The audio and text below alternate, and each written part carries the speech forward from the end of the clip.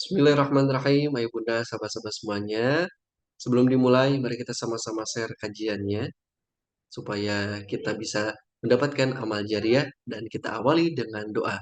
Bismillahirrahmanirrahim. Allahumma inna nas'aluka ilman nafi'an wa rizqan thayyiban wa amalan mutaqabbalan. Amin ya Allah ya rabbal alamin. Kepada Kos Aris Ahmad Jaya kami persilakan. Tafadhal Haj.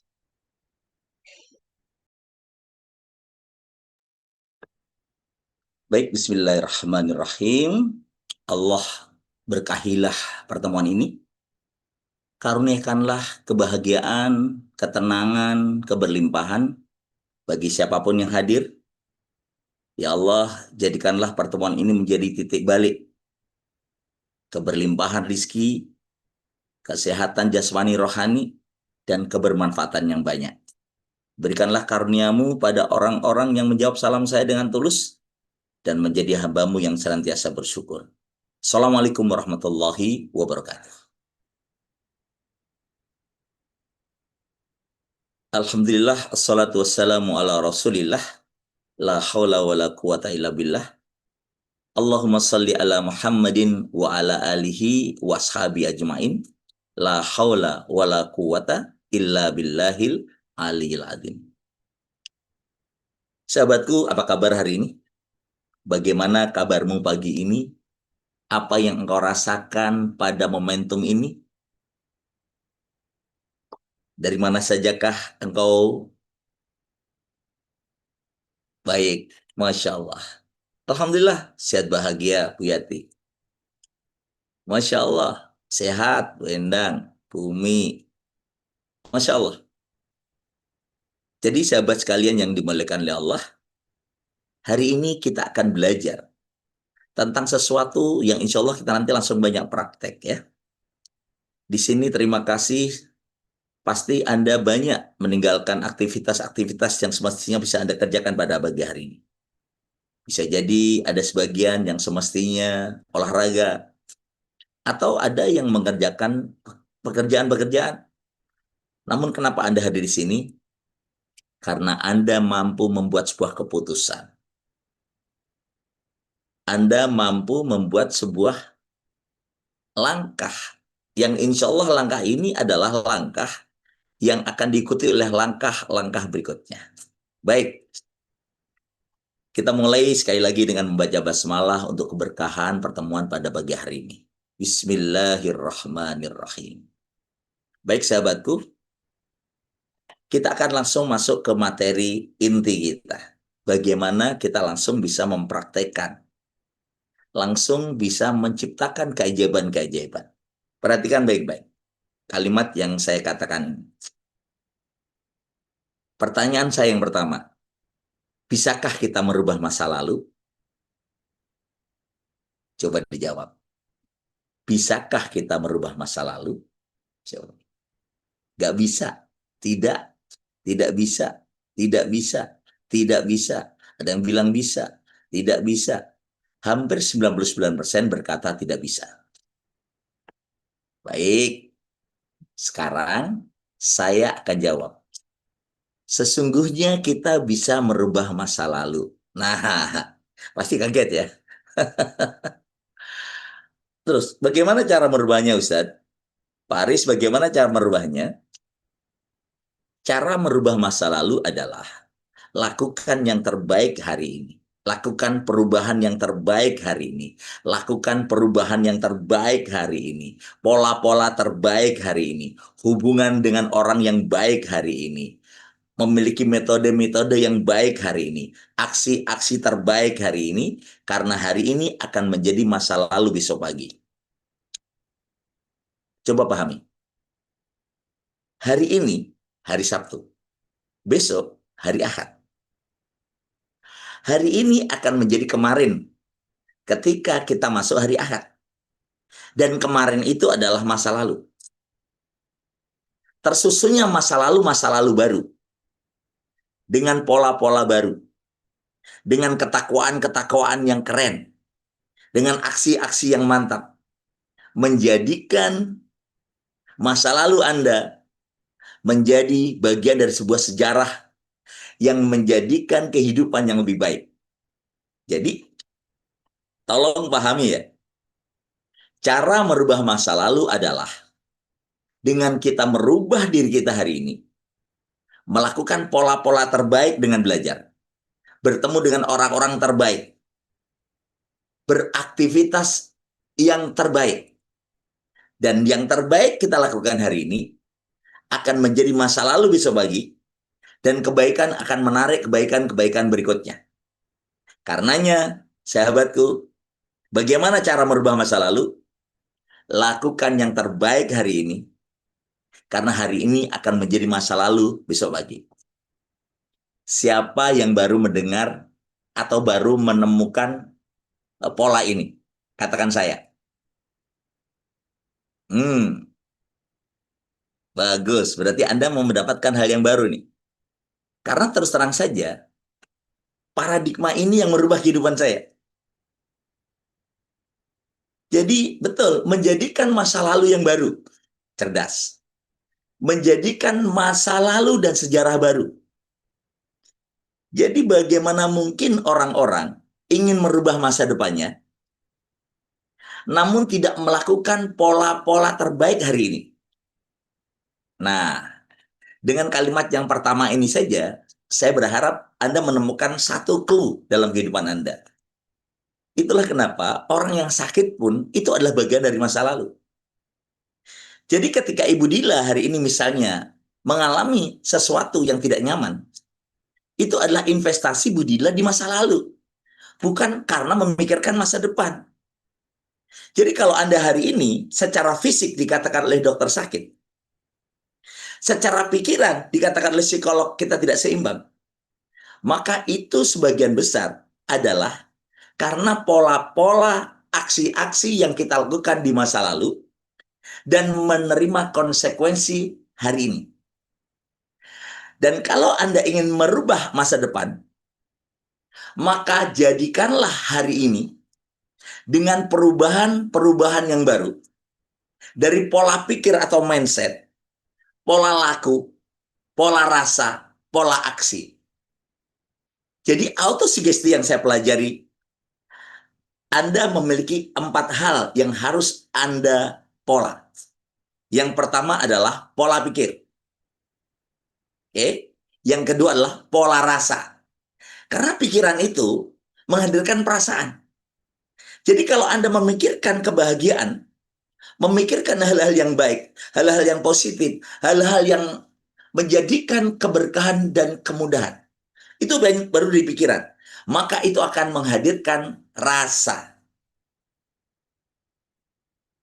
Karenanya, orang yang terbiasa memiliki pola pikir optimis, pola pikir antusias, pola pikir positif, tentu berbeda dengan orang yang punya pola pikir pesimis, atau pola pikir negatif, atau pola pikir terpuruk. Nah, jadi sekarang Anda catat baik-baik. Masa depan Anda ada di masa lalu. Catat itu. Masa depan Anda ada di masa lalu. Waduh, ini bahasanya berat banget. Enggak, ini bahasa-bahasa yang merubah kehidupan Anda. Jadi, orang-orang yang memiliki dan ingin mendapatkan masa depan yang keren, maka dia harus mampu merubah pola-pola hari ini yang akan menjadi masa lalu besok pagi. Innallaha la yughayyiru ma biqaumin hatta yughayyiru ma bi anfusihim. Nah, itu konteksnya. Jadi sekali lagi sahabatku, bagaimana seseorang yang ingin membuat martabak telur, ini istilah sederhananya. Namun dia masih memakai pola membuat telur dadar. Bagaimana seorang ibu Atira berdoa di sepertiga malam terakhir, sujudnya panjang, untuk bisa membuat martabak. Namun ketika masak ternyata caranya yang dilakukan adalah membuat telur dadar. Bisa dipahami ya Bu Dila ya? Bisa dipahami Bu Rita ya? Jadi hari ini betapa banyak orang yang ingin mendapatkan rizki yang sedemikian berlimpah dan berkah. Namun yang dilakukannya adalah pola-pola lama yang secara sunnatullah dengan hukum semesta, hukum Allah, itu menjadikan apa yang diinginkannya itu menjadi sesuatu yang susah untuk terwujud. Jadi teman-teman, pola pikir, pola rasa, pola laku, pola pikir, pola rasa, pola kata, pola laku. Nah, jadi rezeki yang berlimpah itu ya akan banyak dipengaruhi oleh pola pikir. Sekarang pertanyaannya, kita masuk ke mindset dulu. Belief system itu, teman-teman, belief system, sistem keyakinan itu, Anda pahami ini. Yang pertama, bagaimana pola pikir kita itu mempengaruhi pola laku kita. Oke? Pola laku yang kita lakukan terus-menerus akan menjadi kebiasaan kita, habit. Habit ataupun kebiasaan itu ternyata mempengaruhi karakter. Dan karakter ini akan mempengaruhi realita atau nasib. Artinya apa? Innallaha la yughayyiru ma biqaumin hatta yughayyiru ma bi anfusihim. Ma bi anfusihim.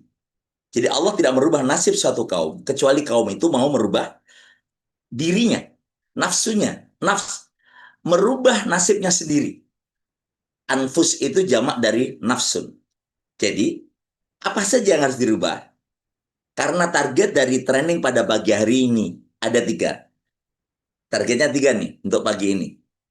Target yang pertama adalah bagaimana kita membuat pola pikir baru, pola pikir yang cerdas, pola pikir yang benar, pola pikir yang keren. Karena pola pikir mindset atau autosugesti ini itu mempengaruhi pola-pola berikutnya. Oke, sudah ya. Jadi target kita yang pertama adalah pola pikir. Seperti tadi yang saya katakan di awal itu pola pikir. Bisa nggak kita merubah masa lalu? Nggak bisa, Ustadz. Mana ada kita bisa merubah masa lalu?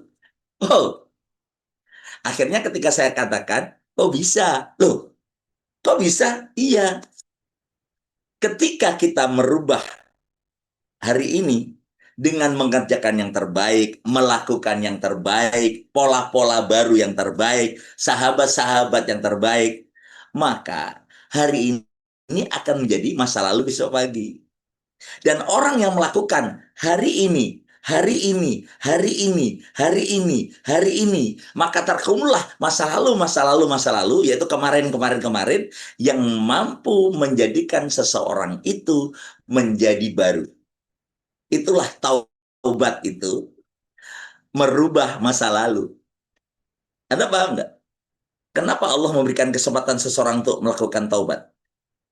Karena taubat itu adalah sebuah aktivitas yang luar biasa, komitmen yang luar biasa, yang dilakukan oleh seorang hamba untuk tidak mengulangi perbuatan yang tidak baik di masa lalu dengan melakukan yang terbaik hari ini, dan hari ini akan menjadi masa lalu besok pagi, dan dia sudah memiliki gelar baru, yaitu hamba Allah yang bertaubat. Gitu. Jadi bisa dipahami ya Bu Nita ya, Bu Ira.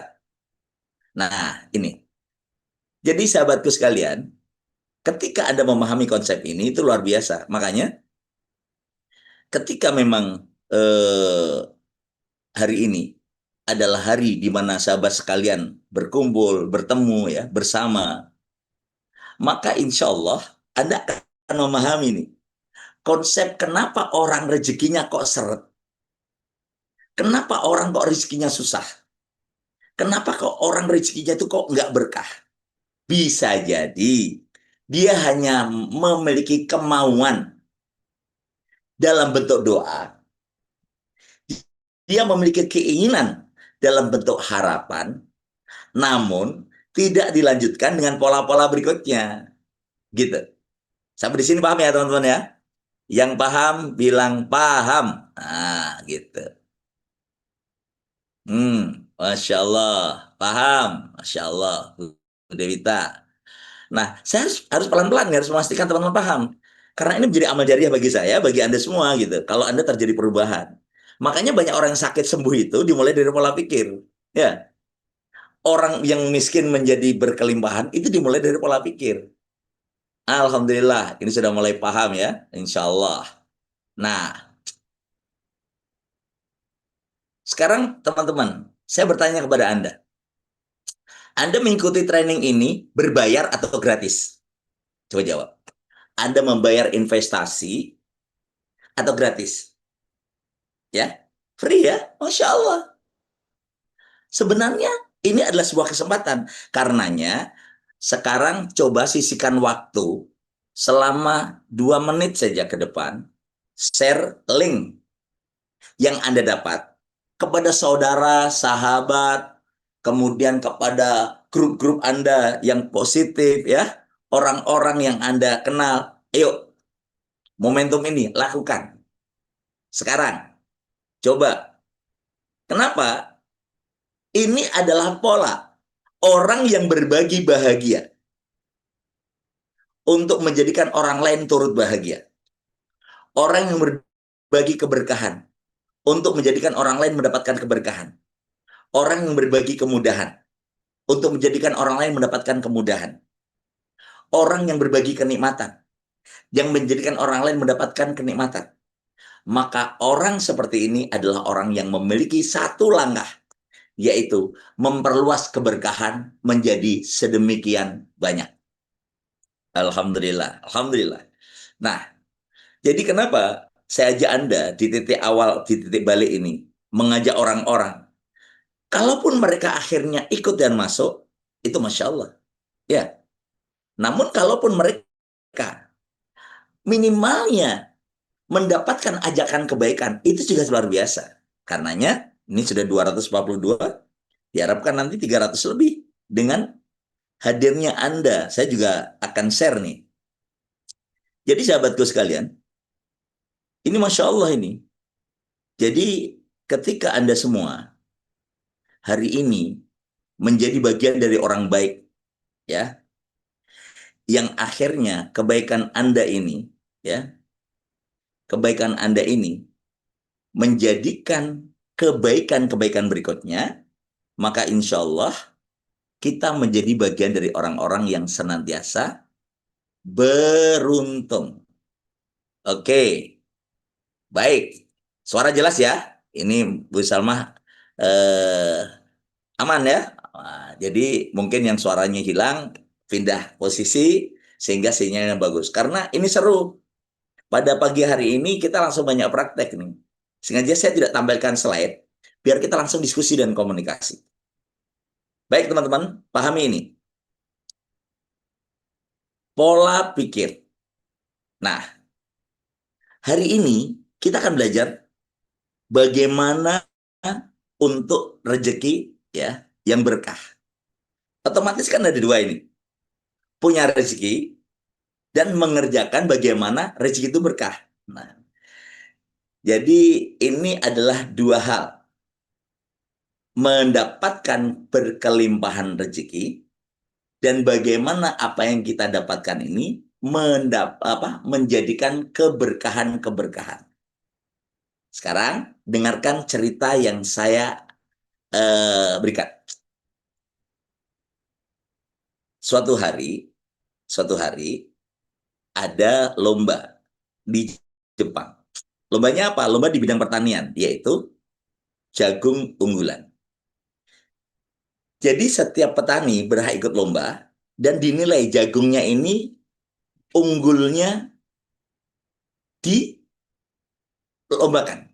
Nah, tentu dari sisi besarnya, dari sisi rasanya, dari sisi tampilannya, nah, dari sisi kandungannya. Oke. Anehnya, ada seorang petani yang 5 tahun berturut-turut selalu menang. Dia selalu menang. Terus menang. Menang terus. Penasaran dong? Iya. Akhirnya tahun ke-6, petani ini diharapkan untuk tidak ikut lomba. Jadilah Yuri aja. Nah, apa yang terjadi? Sebelum dia menjadi Yuri di tahun ke-6, diberikanlah kesempatan dia untuk mengungkapkan rahasia apa yang menjadikan dia selalu menang. Nah, ini keren banget nih cerita ini. Ini saya tulis di buku bestseller saya, 30 Hari Mencari Jati Diri.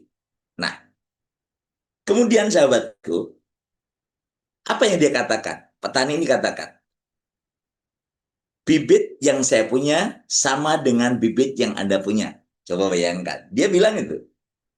Wahai para petani, wahai para peserta lomba, Anda tahu kan, bibit yang kita lombakan sama, varietasnya ini sama sebenarnya. Hasilnya juga sama, dari bibit yang sebenarnya namanya juga sama. Artinya bibit yang saya punya sama dengan bibit yang Anda punya. Bahkan bisa jadi perawatan yang Anda lakukan sama bahkan lebih bagus daripada perawatan yang saya lakukan. Bisa jadi Anda merawat lebih baik. Kemudian petani yang lain bertanya berkata, terus Pak, apa yang membedakan Bapak dengan kami? Sehingga Bapak bisa 5 kali berturut-turut menang. Si Bapak ini berkata, rahasia yang saya lakukan adalah ketika saya menanam bibit di ladang saya, merawat bibit di ladang saya juga berbagi bibit dan juga pengalaman, metode, pola-pola di ladang-ladang tetangga saya. Jadi ketika saya petani, Bu Zainab adalah ladang tetangga saya, Bu Nita adalah ladang tetangga saya, Bu Irma adalah ladang tetangga saya, Bu Endang, Pak Dewata adalah ladang tetangga saya, Bu Herlina adalah ladang tetangga saya. Maka yang saya lakukan adalah, saya kumpulin tuh ladang-ladang tetangga saya. Saya ajari, kalau Anda menanam bibit ini, maka lakukan ini, kemudian pupuknya seperti ini, kemudian pola perawatannya seperti ini. Sehingga saya pastikan bahwa ladang-ladang tetangga saya mampu melakukan sebagaimana saya melakukan di ladang saya. Kemudian ada yang bertanya, Pak, apakah Bapak tidak takut ada pesaing? Apakah Bapak tidak takut tetangga-tetangga Bapak, ladang-ladang tetangga Bapak justru menjadi kompetitor? Apa dia jawaban petani ini? Justru itu yang selama ini membuat Anda kalah. Kok bisa? Iya, sungguh. Benang sari yang diterbangkan oleh angin ke ladang saya tidak selalu berasal dari ladang saya sendiri. Jadi benang sari yang dibawa oleh angin ke ladang saya bisa jadi adalah benang sari yang berasal dari ladang-ladang tetangga saya. Artinya apa, Bu Nita? Artinya apa, Bu Irma? Artinya adalah memastikan bahwa kehadiran kita ini menjadikan orang-orang di sekitar kita pun mampu melakukan kebaikan-kebaikan, mampu melakukan keunggulan-keunggulan. Karena bisa jadi, nih dalam keluarga ya, anak kita itu menjadi solih. Karena kita juga memastikan anak-anak tetangga-tetangga kita pun adalah solih dan solihah. Mengapa Rasulullah bersabda, jar kobladar, tetangga sebelum rumah. Jadi ketika Bu Ois mau mencari rumah, itu harus lihat tetangganya dulu seperti apa. Jangan rumahnya dulu. Selama ini kan kita rumahnya dulu nih. Bentuknya, tipenya, halamannya, luasnya. Tapi kita tidak pernah tahu siapa tetangga kita, calon tetangga kita siapa. Sehingga apa yang terjadi? Kadang-kadang kita menyesal. Tiba-tiba terjadilah sesuatu yang tidak nyaman karena tetangga tidak sesuai dengan apa yang kita harapkan. Jadi jar kobladar. Nah, yang dilakukan oleh petani tadi itu keren banget. Memastikan ladang-ladang tetangganya adalah tetangga yang mampu melakukan kebaikan-kebaikan sebagaimana dilakukan. Mampu melakukan aktivitas-aktivitas yang benar sebagaimana yang dia kerjakan. Nah, makanya poin yang kedua, catat baik-baik. Keberkahan itu indikatornya adalah kehadiran kita menjadikan orang-orang di sekeliling kita pun baik, merasakan nilai tambah kebaikan, dan akhirnya kebaikan-kebaikan yang mereka kerjakan pun akan kembali menjadi bagian dari keberkahan kita sendiri. Oke, jadi poin yang kedua yang perlu Anda catat di pagi hari ini adalah pastikan bahwa orang-orang di sekitar kita menjadi orang-orang yang beruntung karena hadirnya kita. Betapa anak kita beruntung karena kita adalah ibunya. Sehingga dia berkata, terima kasih ya Allah, hamba bersyukur engkau hadirkan seorang ibu yang baik dalam kehidupan saya. Terima kasih ya Allah, hamba bersyukur engkau hadirkan tetangga terbaik dalam kehidupan saya. Terima kasih ya Allah, hamba bersyukur engkau hadirkan guru terbaik dalam kelas saya. Hamba bersyukur engkau hadirkan ayah terbaik dalam keluarga saya, dalam rumah tangga. Ini luar biasa loh. Jadi, kuncinya apa? Ketika Bu Eti dari Bandung ini akhirnya memahami, ternyata keberkahan itu ada terlihat. Bagaimana sih orang-orang menilai kita? Senang nggak? Ini kalau saya bicara kepada teman mahasiswa dan teman-teman SMA. Jadi kalau teman-teman kalian, saya bilang, kok bahagia karena satu kelompok dengan kalian? Itu menunjukkan kalian membawa titik berkah. Misalnya nih, Bu Yuli, tiba-tiba dalam sebuah kelompok pengajian misalnya. Kemudian teman-temannya berkata, aduh kenapa nggak datang? Kenapa kamu nggak hadir? Sepi tau nggak ada kamu? Aduh, nah berarti ada sebuah nilai. Gitu loh maksud saya. Jadi teman-teman, sekarang bisa dipahami ya. Ketika Ibu Dilla akhirnya dirindukan. Ketika Bu Eti akhirnya dikangenin. Ketika Bu Rita akhirnya menjadikan orang-orang itu merasakan sedemikian nyaman karena kehadirannya, itu menjadi contoh bahwa ada frekuensi yang ada dalam diri para bunda, para ayahanda yang ada di sini, yang menjadikan vibrasi getaran, yang getaran ini dirasakan. Itu salah satu ciri bahwa hadirnya kita adalah membawa kebahagiaan. Ya, jadi ingat loh ya, jangan sampai orang itu bahagia ketika kita tidak ada. Ada untung dia nggak datang. Alhamdulillah saya tidak satu kelompok dengan dia. Atau anak kita merasa senang karena orang tuanya sedang keluar kota lama gitu ya. Baik, kita masuk ke berikutnya. Nah, jadi sekarang kita akan bahas bagaimana autosugesti atau pola pikir kita membawa perubahan-perubahan. Sekarang, pertanyaan saya, mengapa kita harus memiliki kemampuan rizki atau kita mampu memiliki rizki yang berlimpah. Mengapa kita berdoa kepada Allah untuk mendapatkan rizki yang banyak dan berlimpah? Menurut Anda kenapa? Ini pola pikir loh ya. Mengapa kita perlu minta kepada Allah akan diberikan rizki yang berlimpah? Perlu meminta dan memohon kepada Allah untuk mendapat dan memperoleh rezeki yang banyak, berkah dan berlimpah. Agar bisa membahagiakan, berbagi. Ya, bagus. Ini pola pikir nih. Bisa mau berkah bagi orang lain. Oke. Mengalihkan rezeki orang lain. Betul. Silakan. Ini pola pikir Anda. Nah, ayo.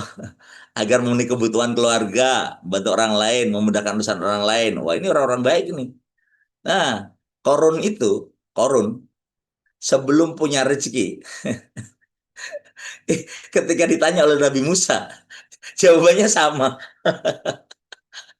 Jadi Korun itu di diingetin tuh sama Nabi Musa ketika dia minta, doakan saya agar rezeki saya banyak. doakan saya agar rezeki saya berlimpah, biar saya bisa melakukan, ya bisa berbagi, bisa memberi. Tapi kenapa ketika dia tiba-tiba rezekinya banyak, kok jadi sombong, takabur? Nah itu, ada pola pikir yang salah dia. Oke, membangun tahfiz Quran, Masya Allah. Amin. Saya aminkan sama doa-doa Anda, keinginan Anda. Oke, baik. Sekarang saya bantu, ya. Saya bantu. Teman, betul nggak kata-kata saya ini? Saya lebih ke arah langsung spesifik, meskipun rezeki itu tidak selalu uang. Banyak rezeki itu. Tapi saya coba lebih spesifik ke titik uang. Uang memang bukan segalanya. Betul ya? Tapi segalanya terasa susah kalau nggak ada uang. Betul nggak? Ini Bu Yeti udah mulai ini nih, berita, Bu Indra, Bu Indar. Uang itu memang bukan segalanya. Tapi segalanya susah kalau nggak ada uang. Anak nggak bisa sekolah, gitu kan? Nggak bisa sedekah. Ya. Jadi sekarang biar kita pola pikir dulu ya. Pagi hari ini kita berbicara tentang pola pikir. Biar teman-teman itu tidak selalu bilang ini, orang berpikir tentang uang itu kayak materialistis banget sih. Orang yang mikirin duit terus kayaknya kok otaknya itu liberal, materialistis gitu. Oke, sekarang gini. Uang itu memang bukan segalanya, tapi segalanya itu susah.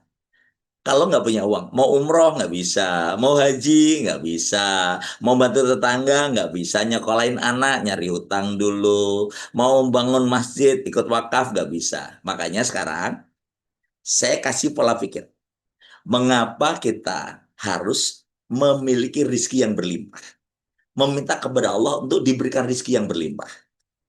Saya kasih 5 nih, ya, 5 hal.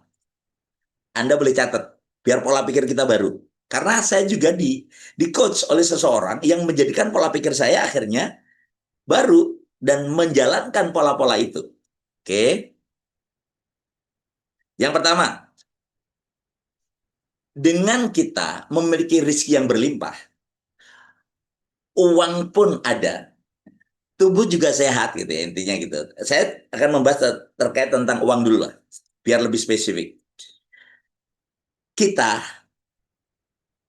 lebih didengerin oleh orang lain. Artinya, orang yang punya kapasitas layak untuk tidak meminta, orang yang punya kapasitas layak untuk bisa memberi, orang yang punya kapasitas layak untuk tidak merusui atau tidak meminta, tidak mengambil, bahkan punya kapasitas untuk memberi, yaitu berkelimpahan. Maka orang ini adalah memiliki peluang untuk didengarkan. Kata-katanya lebih didengarkan. Dakwahnya lebih didengarkan. Apa maknanya?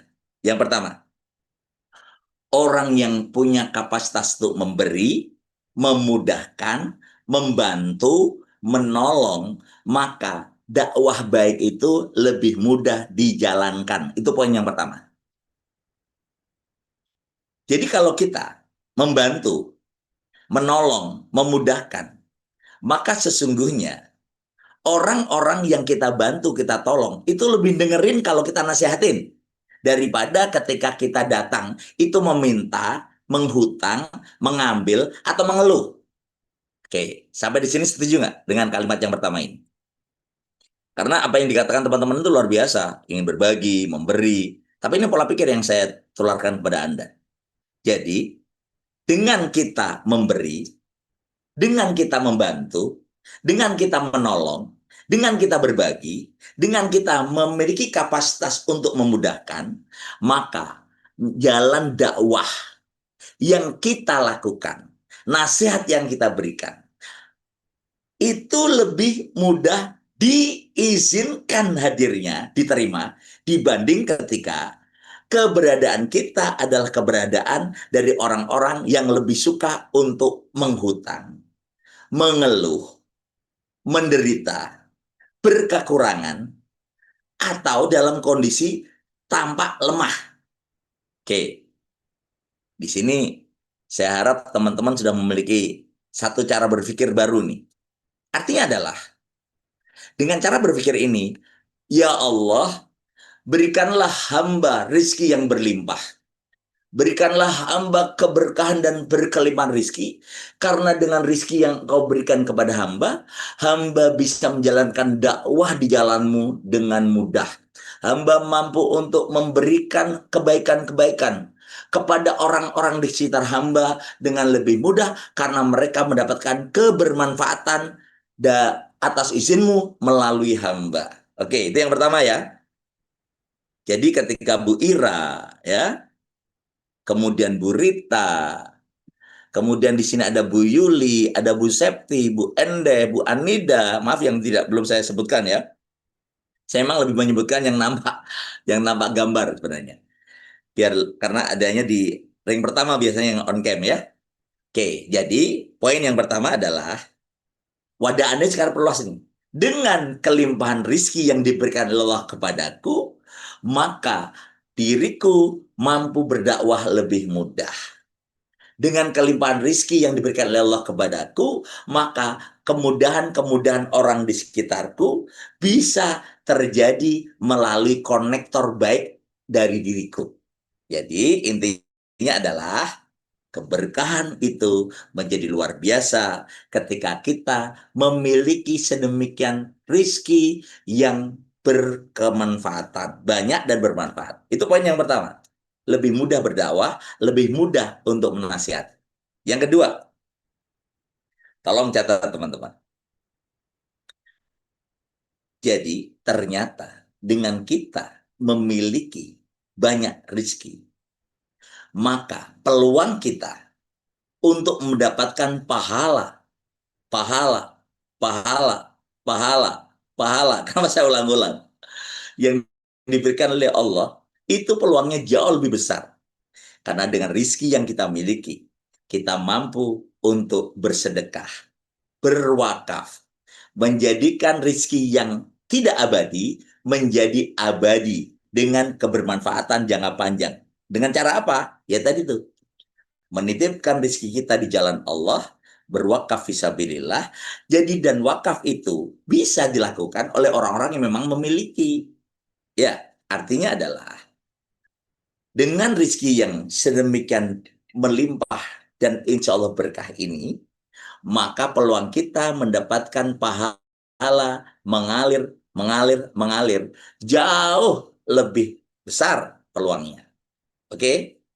Yang kedua ini bisa disetujui ya. Tentu bahagia ya kalau kita sholat di masjid, di mana bagian semen dan batu bata masjid itu kita turut serta. Oke, tentu bahagia dong kita lewat di sebuah sekolah atau pesantren atau rumah tahfiz yang ternyata di antara bangunan yang berdiri kokoh dan megah itu ada sebagian rezeki kita yang tertitipkan di sana. Maknanya apa, teman-teman? Tolong catat baik-baik. Sungguh, orang-orang yang cerdas adalah orang-orang yang usia kebermanfaatannya jauh lebih panjang daripada usia biologisnya. Jadi sekarang ketika Pak Sujamantra Tahal suatu hari ada pemberitaan di grup-grup, innalillahi wa inna ilahi rojiun, telah dipanggil oleh Allah sahabat kita, saudara kita, kakak kita, ayahanda kita, abah kita, dan seterusnya. Sujamantra Tahal. Itu adalah sesuatu yang pasti terjadi. Suka nggak suka, pasti terjadi. Pertanyaannya adalah, nah ini pertanyaannya, sebuah kepastian yang tidak akan mungkin tidak jadi, tidak terjadi. Maka orang-orang yang cerdas adalah orang yang tidak memiliki kebersandaran pada orang lain yang belum tentu bisa sesuai dengan harapan kita. Bahkan pun dengan anak kita sendiri. Bahkan pun dengan pasangan kita sendiri. Bahkan pun dengan sahabat kita sendiri. Bahkan pun dengan cucu-cucu yang kita punya. Dan orang yang cerdas adalah orang yang memastikan sebelum kematiannya, dia melihat, dia menatap tabungan surganya ada. Jadi sekarang saya bertanya nih, bahagiakah Anda ketika Anda sholat di masjid, di mana masjid itu Anda turut serta menjadi bagian dari orang yang mewakafkan sebagian harta Anda? Anda melihat anak-anak yatim, anak-anak piatu. Jadi saya pembina rumah yatim di Ar-Ruhama Bogor. Dan alangkah bahagianya ketika Bu Gusni sebagai ketua yayasan di Ar-Ruhama itu menceritakan kepada kami bahwa di antara anak yatim kami itu sudah ada yang sarjana, bahkan ada yang masuk S2. Ini yatim. Yatim dari golongan menengah ke bawah, bukan dari golongan menengah ke atas. Dan bahagia kami ketika mendapatkan informasi anak-anak yatim ini mampu berbisnis. Oh, bahagia banget. Bahkan kami bahagia ketika melihat mereka mendapatkan beasiswa ke luar negeri. Bahagia banget. Nah, gitu. Jadi, jangan menunggu, maksud saya adalah, jangan menunggu Anda bahagia di akhirat nanti dengan melihat amal jariah Anda berjalan. Tapi ciptakanlah kebahagiaan sekarang dan tidak menunggu kaya.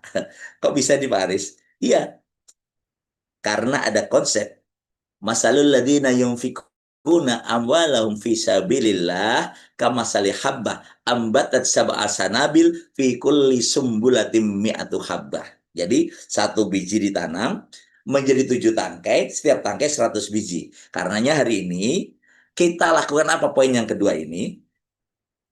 Kita yakinkan bahwa dengan berkelimpahan harta yang kita punya peluang mendapatkan amal yang sedemikian jauh lebih panjang pahalanya dibanding dengan usia biologis kita. Karena itu pola pikir yang kedua kita tadi adalah ternyata menjadi orang yang berkelimpahan harta itu lebih baik gitu loh, lebih keren. Coba kalau pola pikirnya begini, nanti di akhirat nanti orang yang banyak hartanya itu tanggung jawabnya panjang loh. Pertanyaan-pertanyaannya panjang loh. Lebih bagus gak punya harta. Biar pertanyaannya pendek. Nah, kan ada pertanyaan-pertanyaan lain tentang di luar harta. Kenapa anakmu gak bisa kuliah? Kenapa dia nggak bisa dekat dengan agama? Kenapa dia menderita? Kenapa? Nah, itu pertanyaan-pertanyaan lain itu harus Anda siapkan juga gitu. Jadi jangan sampai anak kita protes karena teman-temannya bahagia berkecukupan, sedangkan anak kita tuh menderita dan akhirnya menjadi orang yang otaknya pintar, cerdas, tapi tidak memiliki kemanfaatan. Gara-gara apa? Ya, imbas dari itu. Jadi teman-teman, yang kedua tadi adalah, selain yang pertama, dengan keberlimpahan harta, dengan berkelimpahan rezeki, kita lebih mudah didengerin sama orang lain ketika berdakwah. Dengan kelimpahan rezeki, kita punya peluang amal yang lebih panjang, pahala yang lebih panjang dibanding dengan usia kita. Setuju ya ini ya? Oke. Ini pola pikir dulu nih, biar teman-teman bisa memahami. Yang ketiga teman-teman, nah yang ketiga ini, dengan kita memiliki keberlimpahan harta, rezeki, ternyata kita lebih punya peluang menikmati ibadah yang nikmat. Itulah kenapa ketika saya masuk masjid, yang AC-nya dingin dengan yang panas itu ternyata beda. Betul ya? Coba bayangkan ya. Jadi teman-teman, kebetulan saya pembimbing haji, haji plus. Suatu hari saya membimbing jamaah furoda yang bayarnya 500 juta.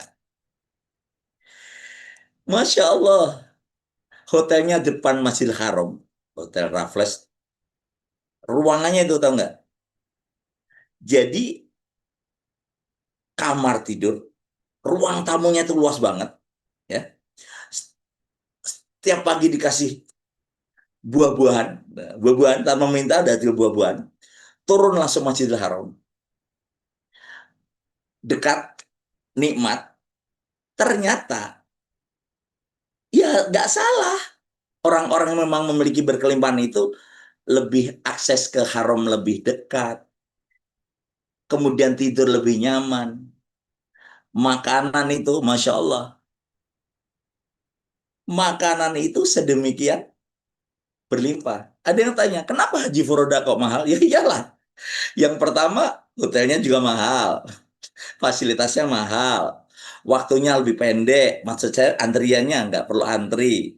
Kemudian bimbingannya juga eksklusif, ya kan? Nah, itu mahal itu ternyata bagi kita nggak punya uang. Nah, gitu. Jadi teman-teman, saya kasih tahu ya, mahal itu ketika kita tidak mampu. Kalau kita mampu, itu murah. Jadi, orang yang punya utang 10 juta, itu terasa berat kalau dia tidak bisa bayar. Namun, orang yang punya hutang 300 juta pun tenang karena dia punya aset 3 miliar, bisa bayar. Jadi gitu. Jadi sekarang kita harus melihat, mahal bagi kita belum tentu mahal bagi seseorang. Artinya adalah, yuk kita akan kasih satu titik ini. Itulah kenapa kapasitas seseorang itu mempengaruhi sudut pandang. Nah, jadi sekarang teman-teman, yang pertama saya tekankan lagi nih, biar teman-teman bisa memahami. Karena kalau pola pikir kita baru, frekuensinya berubah dan rezeki itu berubah gitu teman-teman. Yang pertama, dengan kita memiliki kelimpahan rezeki dari Allah, banyak uangnya, nyaman hidupnya, bisa berbagi, bisa memberi, orang lebih dengerin kita. Orang lebih bisa menerima dakwah dari kita.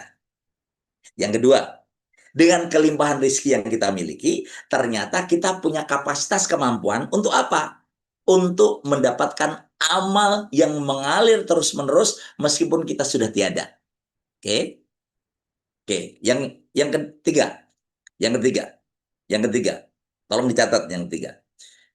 Dengan adanya kelimpahan rezeki yang kita miliki, ternyata kita memiliki peluang untuk bisa menikmati ibadah dengan lebih tenang, memiliki kenikmatan ibadah ketika bersujud, ya. Ketika kita melakukan banyak aktivitas. Tapi Ustadz, kan bisa aja orang tenang walaupun dalam kondisi yang berkekurangan, biasa-biasa saja. Bisa, tapi tidak banyak orang. Ya. Tidak banyak orang. Secara sunatullah secara umum adalah orang itu ibadahnya tidak merasa nyaman kalau dia banyak permasalahan-permasalahan yang belum tertuntaskan. Gitu maksud saya. Ya meskipun ada yang bilang, ah belum tentu Ustadz. Ya, satu dua orang bisa.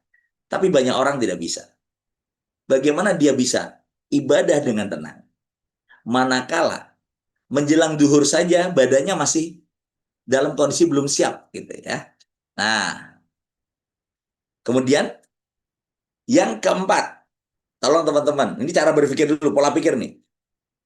Dengan adanya kelimpahan rizki yang dititipkan oleh Allah pada kita, ternyata kita memiliki kemampuan dan kapasitas untuk bisa mewujudkan doa-doa kita atas izin Allah dalam bentuk realita sebelum kita meninggal dunia.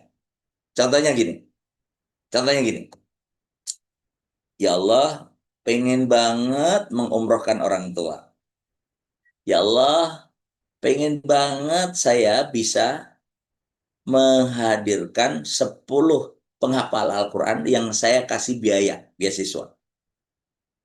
Ya Allah, meskipun ini ada sebuah keluarga, Paris. Kebetulan kami diuji oleh Allah tidak punya anak. Terus bagaimana ya Pak Aris ya?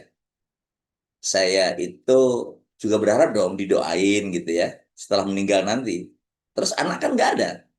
Saya bilang, ada anak biologis, ada anak ideologis gitu ya. Anak biologis yang lahir dari rahim kita. Anak ideologis adalah orang-orang yang mendapatkan kebermanfaatan karena bantuan-bantuan kita. Salah satunya berikan beasiswa kepada anak-anak yang kurang mampu secara finansial, orang tuanya nggak bisa, Anda sekolahkan, Anda kasih titik di mana dia memiliki sesuatu yang baru, sekolah di tempat terbaik atau di pesantren terbaik, tapi dari biaya Anda. Bus, langsung itu. Dia punya program. Bagaimana dia bisa menghadirkan penghafal Al-Quran yang sekaligus juga punya kapasitas kemampuan untuk bermanfaat. Jadi ilmunya bagus, dokter tapi penghafal Al-Quran. Arsitek tapi juga penghafal Al-Quran. Jadi itu ketika diprogramkan itu jalan. Artinya adalah Allah mencintai orang-orang yang kuat. Rasulullah pun mencintai orang-orang yang kuat daripada orang-orang yang lemah. Jadi terwujudnya impian-impian baik, terwujudnya harapan-harapan baik, itu salah satunya adalah dengan keberkahan dan keberlimpahan rezeki. Oke, itu yang keempat. Ya dong. Jadi ketika eh, 2 minggu yang lalu saya berziarah ke makam ayah saya, Allahumma firlahu warhamhu wa'afi wa'fu anhu, apa yang terjadi? Ayahanda itu meninggalkan sebuah yayasan di mana di situ ada Madrasah Tsanawiyah, ada SMA, ada TPQ yang diwariskan kepada kami untuk dijalankan.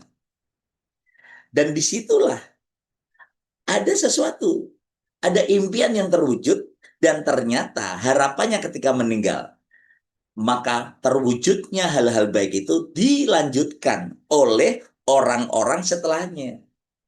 Jadi kalau misalnya tidak punya kapasitas, tidak punya kemampuan, tidak punya keinginan, tidak melakukan, apa yang bisa saya lanjutkan? Kan gitu. Selama ini kan banyak orang tua meninggalkan warisan, ya udah dijual rumah, dijual tanah, dijual sawah, udah selesai. Jadi uang. Habis itu ya udah selesai. Dan itu sebagian besar yang saya tahu dari secara umum. Namun jarang yang mewariskan kebermanfaatan yang terus-menerus harus dilanjutkan. Jadi saya hari ini eh, dengan keluarga otomatis berpikir, what next? Siapa generasi berikutnya nanti yang harus melanjutkan? Kan begitu. Ketika orang tua mengamanahkan kepada kami harus mempersiapkan untuk amanah-amanah berikutnya. Artinya adalah dengan berkelimpahan rezeki yang diberikan oleh Allah, maka terjadilah sebuah kemudahan-kemudahan untuk memberikan amanah dari orang-orang yang kita cintai, melakukan kebaikan-kebaikan dan melanjutkan kebermanfaat sampai hari kiamat. Coba bayangkan ya, Pondok Gontor atau Al-Azhar Kairo. Masya Allah, coba lihat. Seperti itu. Orang-orang cerdas itu meninggalkan amanah kebaikan. Yang kelima, yang terakhir. Nah, ini teman-teman.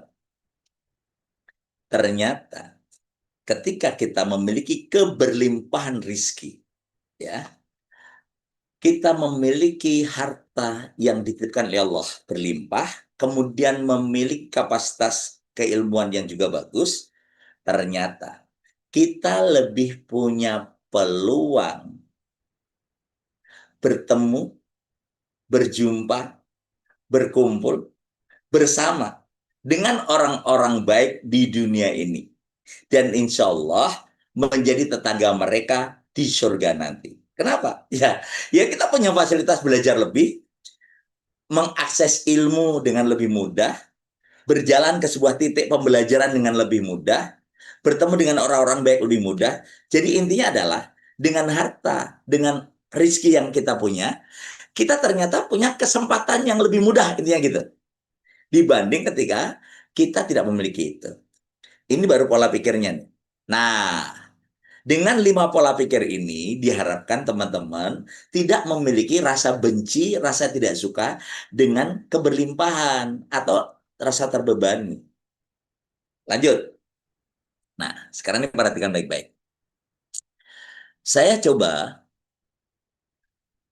sekarang memberikan langsung aplikasi kepada teman-teman. Apa amalan-amalan yang harus dilakukan hari ini? Ini kan nih, untuk rezeki yang berkah, autosugesti. Panitia ini memberikan sebuah judul yang luar biasa. Nih, kita kita kasih lima amalan. Nah, dikasih ijazah nih. 5 amalan yang semestinya kita lakukan, yang menjadikan keberkahan dan keberlimpahan rezeki itu sedemikian banyak. Di waktu yang tersisa ini, saya ingin berikan cara berpikir. Saya pernah bercerita ini di event sebelumnya. Mungkin sebagian Anda melihat dan mendengarnya. Yang pertama, ketika Pak Imron hujan deras, dia membawa segelas air. Ketika Pak Adi hujan deras, dia membawa Pak Imron tadi membawa gelas yang kosong, bukan gelas air, gelas yang kosong. Pak Adi membawa ember yang kosong. Dan Pak Aris Amajaya ketika hujan deras bercengkrama dengan keluarga, duduk bareng ngobrol dengan keluarga. Maka ketika hujan reda, Pak Imron membawa segelas air pulang ke keluarganya dan berkata kepada istrinya, istriku, inilah hasil usahaku hari ini. Maka istrinya berkata, terima kasih ayah. Ya terima kasih. Tapi ada namunnya. Namun segelas air tidak cukup bagi kita. Nah itu bagi kata ibunya. Kemudian Pak Imron dengan Pak Adi dengan bangga membawa seember air dan berkata, Alhamdulillah ayah hari ini dapat seember air yang sedemikian penuh. Istrinya berkata, terima kasih ayah. Insya Allah kita cukupkan untuk mandi adik bayi, untuk sebagian minum, ya sebagian untuk siram, sebagian mungkin untuk kita siapkan untuk besok. Itu kata istri yang baik ya. Kemudian saya ditanya, ayah nggak hujan-hujanan sebagaimana mereka? Saya bilang kepada istri saya, gitu kan, kok kenapa ayah? Insya Allah kita tenang. Air yang kita dapatkan lebih banyak. Kok lebih banyak? Kan ayah nggak hujan-hujanan. Ayah punya empang. Nah gitu. Jadi ternyata yang terbanyak air itu bukan karena yang paling keras hujan-hujanannya gitu loh. Tapi yang mempersiapkan wadah yang lebih luas. Nah, bagaimana wadah lebih luas itu? Nah, ini maksud saya itu pengantarnya. Yang pertama, Anda harus punya cara berpikir yang pertama tadi. Terima kasih Allah dengan harta berlimpah yang engkau berikan kepada hamba. Hamba bisa melakukan banyak kebaikan. Bisa bersedekah, bisa berwakaf, bisa membantu fakir miskin, bisa menolong anak yatim, bisa melakukan umroh bersama keluarga, bisa menjadi bagian dari kebahagiaan orang-orang yang saya cintai. Jadi yang pertama adalah kita memiliki tujuan baik, perluas wadah kita. Memang kalau sudah punya itu mau ngapain gitu maksud saya ya. Saya dipahami ya. Itu yang pertama. Jadi kita harus memiliki mengapa, apa yang harus kita lakukan. Itu poin yang pertama. Jadi kita tahu, ku tahu yang ku mau dengan apa yang diberikan oleh Allah. Itu menjadi bagi perluasan itu. Kalau Anda nggak tahu apa-apa, ya sama saja sepak bola nggak punya gawang kan gitu, nggak ada golnya. Yang pertama itu. Semakin bukan berarti kita pengen terlalu halu, enggak, tapi berpikir tentang kebermanfaatan yang banyak. Itu poin yang pertama. Yang kedua, perluasan wadah itu. Ternyata cara memperluas wadah yang kedua adalah ketahuilah pola-pola baru, pola-pola pikir yang baru, pola-pola laku atau pola kebiasaan yang baru yang menjadikan pola-pola ini menjadikan kepantasan kita. Nah, 5 hal yang saya sebutkan di awal tadi salah satu pola-pola itu. Ya, dengan adanya pola yang baik, pola yang keren, itu menjadi daya magnet frekuensi yang baru. Oke, tentu dengan Anda belajar pada pagi hari ini menjadikan Anda memahami pola, gitu maksud saya, ya kan? Oh iya betul juga ya Pak Aris ya. Ternyata masa depan kita bisa dirubah dengan melakukan yang terbaik hari ini, itu pola baru. Oh iya, yeah. Ternyata dengan memikirkan kebermanfaatan yang banyak, kita membuat wadah yang besar dan kita lebih mudah untuk mendapatkan kapasitas pantas rezeki. Oh ya, itu pola pikir baru. Oke, artinya kita ternyata dengan adanya yang pertama tadi pola kebermanfaatan, ya. Kemudian yang kedua adalah kita ternyata memiliki pola-pola yang baru. Oke, yang ketiga, dari mulai sebelum tidur, kemudian bangun tidur, lakukan ini. Teman-teman, tolong ya lakukan ini. Sebelum Anda tidur, pastikan Anda membersihkan semua sampah-sampah emosi Anda. Maafkan kejadian yang tidak baik.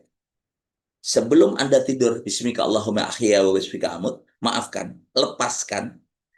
Intinya adalah bersihkan, maafkan, lepaskan. Yang kedua, doakan. Jadi doakanlah. Selain kita berdoa untuk diri kita, doakanlah untuk orang-orang. Doakanlah guru-guru kita. Doakanlah orang tua kita. Doakanlah sahabat-sahabat kita. Doakanlah orang-orang yang kita cintai. Doakanlah orang yang punya kebermanfaatan bagi kehidupan Anda. Doakanlah, doakanlah, doakanlah. Berdoa. Untuk apa?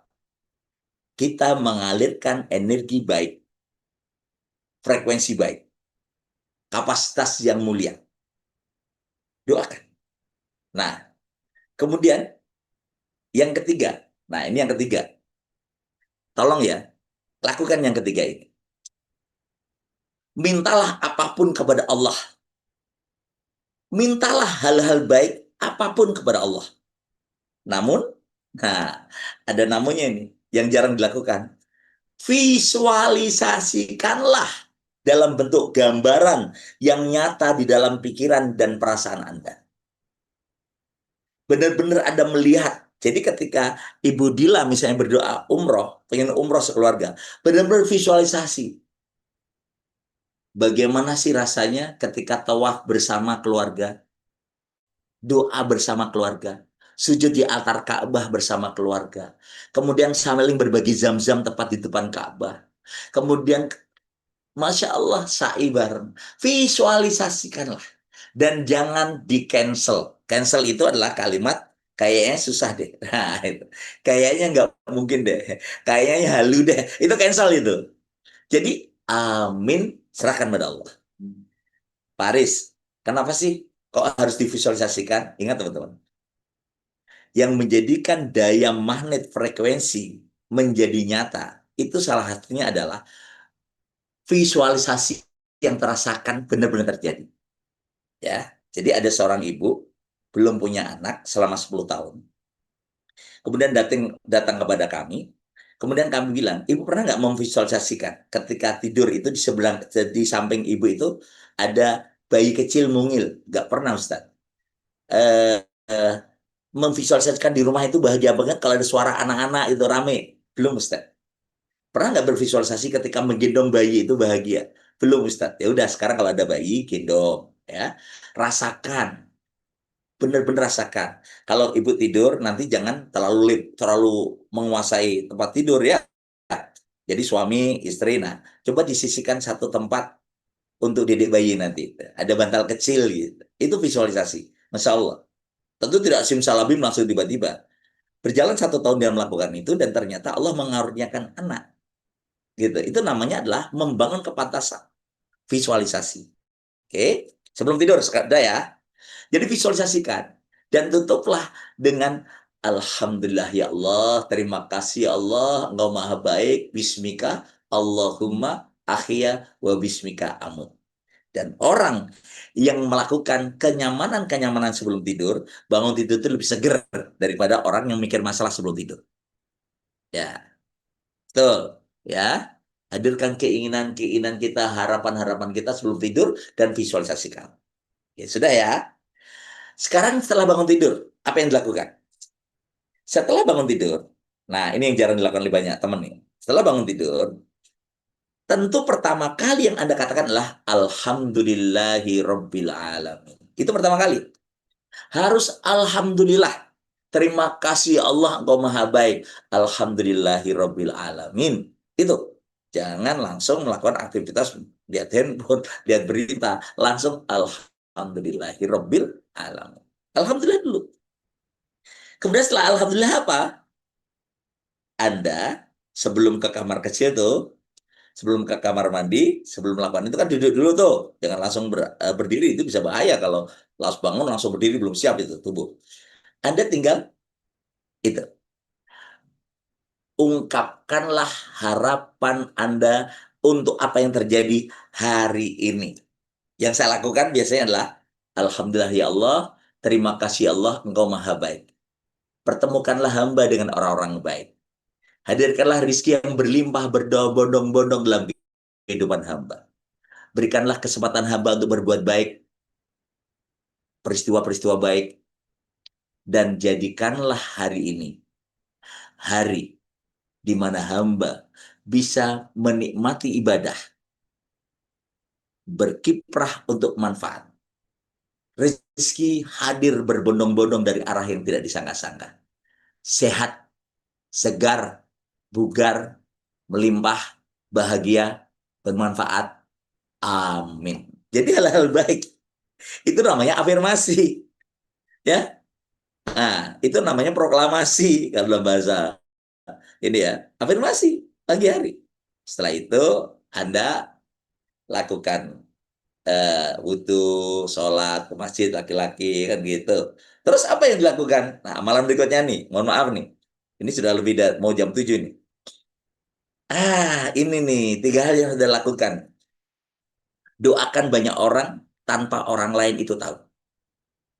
Doa aja dah. Tukang ojek lewat doain. Pedagang gorengan ada doain.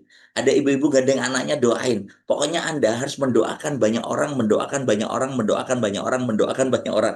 Tanpa orang lain tahu.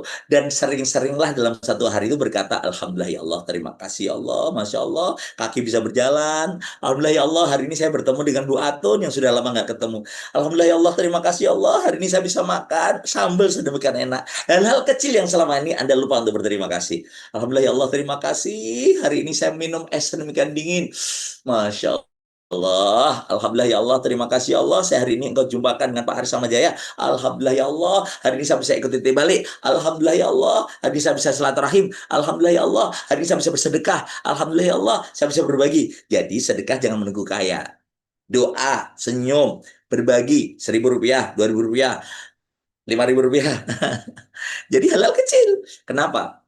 Demi Allah, rumah yang Anda hari ini tempati itu berasal dari hal-hal kecil yang berkumpul. Nah, doakan, doakan, doakan, doakan. Udah? Maafkan, maafkan, maafkan, maafkan. Udah? Yang terakhir. Yang terakhir nih. Sebenarnya enggak. Masih banyak. Tapi karena waktu ya. Yang terakhir. Bahagia ketika melihat orang lain bahagia. Nah, ini yang perlu di... Ya, salam, senyum itu wajar. Ya, harus. Senyum, salam, menyapa. Baik. Tapi ini, sudahkah Anda belajar bahagia melihat orang lain bahagia? Karena sungguh Nabi Zakaria alaihissalam diterima doanya oleh Allah ketika Nabi Zakaria ini bahagia melihat Maryam alaihissalam mendapatkan buah dari surga. Dan kebahagiaan Nabi Zakaria dengan kemuliaan yang didapatkan oleh Siti Maryam. Dia kemudian berdoa kepada Allah agar diberikan anak. Allah mengorbankan Yahya. Baik, siapa yang mendapatkan kebermanfaatan dari materi pada pagi hari ini? Katakan saya. Masya Allah. Ini udah dikasih itu tuh Budian tuh. Visualisasi. Apa, Masya Allah. Afirmasi. Nah, hal kecil. Doa orang lain. Ya, bahagia melihat orang lain bahagia. Saya. Alhamdulillah. Allah Rabbi la ilaha illa anta. Antal ahadu as-samadu lam yalid walam yulad. Walam yakul lahu kufuwan ahad. Ya Allah. Berikanlah keberkahan dan berkelimpahan pada semua peserta training pada hari ini. Ya Allah, berikanlah keberkahan dan berkelimpahan pada sahabat-sahabatku yang hari ini hadir. Jadikan mereka sehat secara jasmani rohaninya. Kalaulah hartanya, rizkinya, keberkahannya ada di langit turunkan. Sama Ivan Zilo. Wa in kana fil ardi fahriju. Kalau di bumi keluarkan ya Allah. Wa in kana ba'idan faqribu. Kalau jauh dekatkan ya Allah. Wa in kana mu'siran fayashiru. Kalau susah ya Allah mudahkan. Amin amin ya rabbal alamin. Jazakallah khair. Terima kasih. Saya serahkan kembali kepada moderator. Saya Sama Jaya. Assalamualaikum warahmatullahi wabarakatuh. Waalaikumsalam warahmatullahi wabarakatuh. Alhamdulillahirabbil alamin. Terima kasih banyak kepada Mas Aris yang telah menemani di perjalanan menuntut ilmu pada pagi hari ini ya Bunda. Bagaimana materinya, Masya Allah luar biasa ya. Menjadi kita lebih betul-betul ya memahami bahwa rezeki yang luas itu sangat banyak manfaatnya. Salah satunya adalah lebih mudah atau diterima ya ketika kita berdakwah menyampaikan sesuatu lebih bisa didengar Masya Allah oleh orang. Dan juga jangan lupa untuk meluaskan wadah ya Bunda ya. Jangan lupa untuk meluaskan wadah, meluaskan niat kita, minta kepada Allah hal-hal yang baik. Dan ternyata Masya Allah luar biasa ya. Afirmasi itu sangat merubah-rubah kehidupan. Masya Allah, tabarakallah. Baik, Ayah Bunda, sahabat-sahabat semuanya, bagaimana kalau misalnya kita belajar bareng? Ini kan waktunya masih kurang ya Bunda ya, Masya Allah. Mas Aris bilang, ternyata materinya belum beres ya. Wah, Masya Allah. Kayaknya harus dibuat sesi khusus ya, 2 hari membahas yang lebih luas lagi ya, Masya Allah. Bagaimana Bunda-Bunda ikut?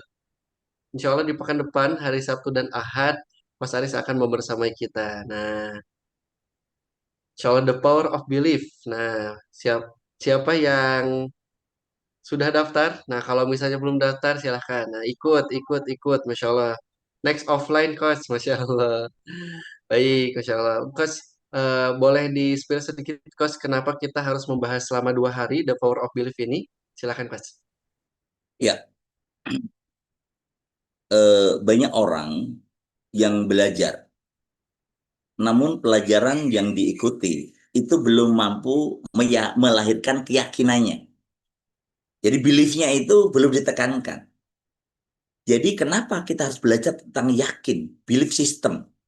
Karena dengan kita meyakini sesuatu tanpa cancel, mampu untuk meyakini bahwa Allah adalah zat yang maha kaya, maha dermawan, meyakini bahwa Allah yang membuka laut untuk Nabi Musa, Allah yang menolong Nabi Yunus dari ikan, Allah yang menolong Nabi Yusuf dari pengapnya sumur. Yakin, belief, dan keyakinan yang sedemikian yakin tanpa terdiskon, tanpa cancel, tanpa tapi, maka itu akan menjadi cikal bakal hadirnya seseorang yang baru, diri kita yang baru. Itulah kenapa kita perlu belajar tentang belief system, karena itu akan berpengaruh pada 3 hal. Yang pertama adalah bagaimana kita memiliki pola pikir yang baru. Tadi sedikit baru spill hari ini. Yang kedua, bagaimana kita memiliki pola laku yang baru. Dan yang terakhir adalah mampu menghasilkan kepantasan-kepantasan yang diberikan oleh Allah karena kita sudah melakukan sunnatullahnya. Insya Allah sukses, mulia, berkah, bahagia. Insya Allah. Ya, itu nanti yang kita pelajari. Baik, Coach. Terima kasih, Coach. Masya Allah. Ini sudah di-spill. Nah, silakan, nah, Bunda. Sayang sekali ya kalau misalnya dilewatkan dan belum daftar, silakan daftar terlebih dahulu. Insya Allah ditunggu di kelas eksklusifnya bersama Coach Aris. Masya Allah. Alhamdulillah. Baik, Coach. Masya Allah. Tidak terasa kita sampai perjumpaan di pertemuan pada pagi hari ini. Baik kepada Coach Aris Ahmad Jaya, kami persilakan untuk menutup dengan closing statement. Silakan, Coach.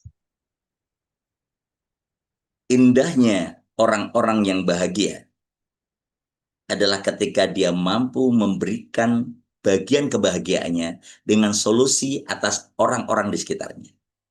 Dan untuk menjadi solusi, kita harus punya kapasitas kemampuan. Dan untuk mampu, kita harus tahu caranya. Ketahui caranya, dapatkan kapasitas pantas untuk mendapatkannya, jadilah solusi kemanfaatan, dan insya Allah itu jalan kita menuju surga Allah Azza wa Jalla. Selamat untuk praktek, dan silahkan untuk mengikuti 2 hari yang insya Allah nanti panitia akan beritahu kepada Anda. Allah memberkahi kita, berkah untuk kita semua. Salam bahagia, saya Arsama Jaya. Nanti kalau teman-teman ingin masuk Instagram saya, cari aja di Instagram @aris_mister_sugesti atau Aris Samajaya. Ya, nanti di situ ada banyak quote-quote yang memudahkan kita untuk mengulang kembali hal-hal baik. Assalamualaikum warahmatullahi wabarakatuh. Waalaikumsalam warahmatullahi wabarakatuh. Alhamdulillahirrabbilalamin. Jazakumullah khairan katsiran kepada guru kita, Coach Aris Ahmad Jaya yang telah membersamai kita, memberikan ilmu dan juga pemahaman yang luar biasa. Senantiasa Allah sehatkan kepada guru kita dan senantiasa berkah terus ilmunya dan usianya. Amin. Ya Allah, ya Rabbal Alamin. Sehat-sehat ya Bunda. Sampai jumpa di webinar selanjutnya. Kita sama-sama cukupkan dengan kalimat syukur. Alhamdulillahirabbil alamin. Kemudian sama-sama beristighfar. Astagfirullahaladzim. Dan disemenakan dengan doa kafaratul majelis. Subhanakallahumma bihamdika asyhadu an la ilaha illa anta wa nastaghfiruka wa natubu ilaik. Barakallahu fikum. Wassalamualaikum warahmatullahi wabarakatuh. Waalaikumsalam. Waalaikumsalam warahmatullahi wabarakatuh. Ustaz.